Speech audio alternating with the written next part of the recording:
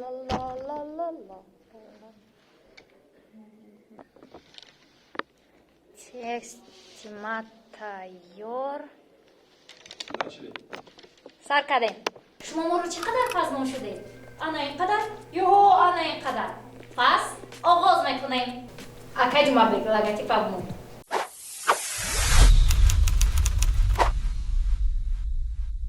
мо қариб беш аз 1 моҳ бо ҳам набудем ва дар ин муддат миқдори зиёди хабарҳо ҷамъ шудааст, вале нависандаи мо зиёд тамбал аст. ӯ айни ҳол дар хабари моҳи мартро омода намудааст ки мо дар бораашон ҳарф мезанем. Дар ин ҷо манижа бо Евровиденияро дорем дар бораи парвозҳои ҳавопаймоӣ байни Душанбе ва Москав, беҳтарин супермаркетҳо, номи нависандаи сол ва меҳмонони тур. Дар бораи ҳамааш бо тартибона ҳарф мезанем. Ҳоло шумо аз касе напурсед, ҳама медонанд ки Русияро дар Евровидения 2021 кӣ намояндагӣ мекунад. Албатта манижа мо дар бораи ӯ мегӯем. Вай бо туфайли шабакаҳои иҷтимоӣ машҳур гардидааст. ӯ номзади EMA ва сафири хайрхоҳ барои гурезаҳои Созмони Милали Муттаҳид ва навозандаҳои муосир гардидааст. Клипи ӯ дар бораи суруди Russian Woman маъруфтарин дар канали Евровидения дар YouTube канал шуд. Суханвариҳои ман бо рақамҳо фаҳмонтар мешавад. Дар тӯли 3 ҳафта видео беш аз 6.7 миллион тамошобин пайдо кард. Ин аз раҳбари қаблии гурӯҳи сербҳои Hurricane бо суруди Loco Loco 100,000 бештар аст. Маълум аст ки ба гурӯҳи Hurricane тоҷикони мо овоз надоданд. В этой ситуации мы просто мы уже здесь наши полномочия и все. Умуман иштироки манижа дар озмуни Евровидения дар ҷомеа ҳамоҳангии зиёде ба миён овард. Дар ин бора ҳатто як нашрия кам ҳаст. Агар нақл кунем, пас биёед идома медиҳем. Акнун шумо метавонед дар тӯйҳо то 100 нафар меҳмонро даъват кунед. Ин тасмимро як ниҳоди давлатӣ гирифтааст ки ман номашро гуфта наметавонам. Вале қарзи рӯзноманигориам водор мекунад ки инро бигӯям. Ситоди ҷумҳуриявӣ оид ба пурзур намудани чораҳои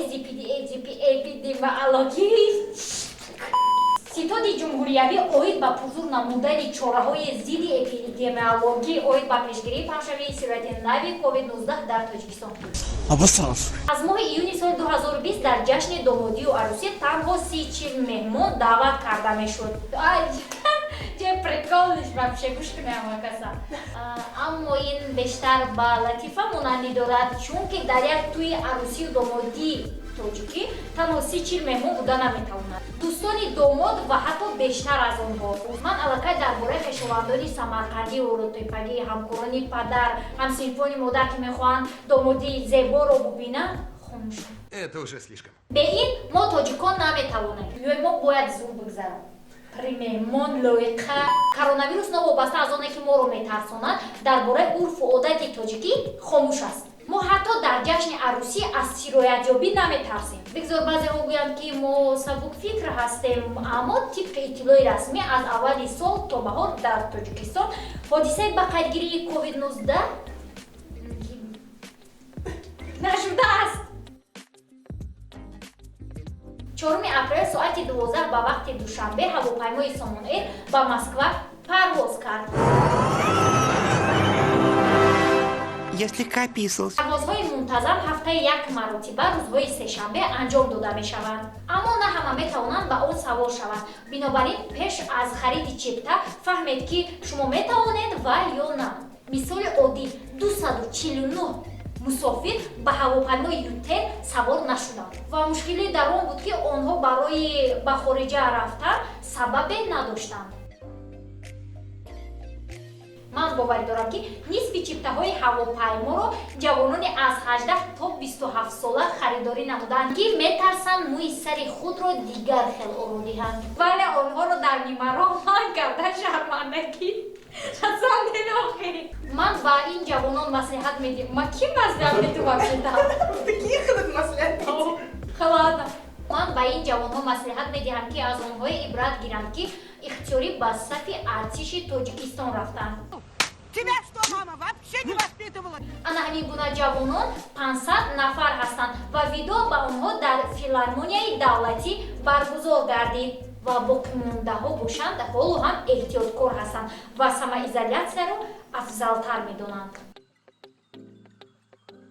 вақти меваю сабзавот аст. агар шумо дар деҳот зиндагӣ мекунед, то мо ба шумо ҳасад мебарем. ва агар дар шаҳр зиндагӣ бошед, мо мегӯем ки дар супермаркетҳо беҳтарин шӯъбаҳои меваю сабзавот гузошта шудааст. дар аввал чанд дақиқае дар бораи лоиҳаи East Fruit гап мезанем. ин маркази омӯзишии бозорҳои меваю сабзавоти Осиёи Марказӣ, Африқо ва Аврупои Шарқӣ мебошад. ана ҳамин тавр аудит дар 19 мағозаи Душанбеи Хуҷанд гузаронида шуд.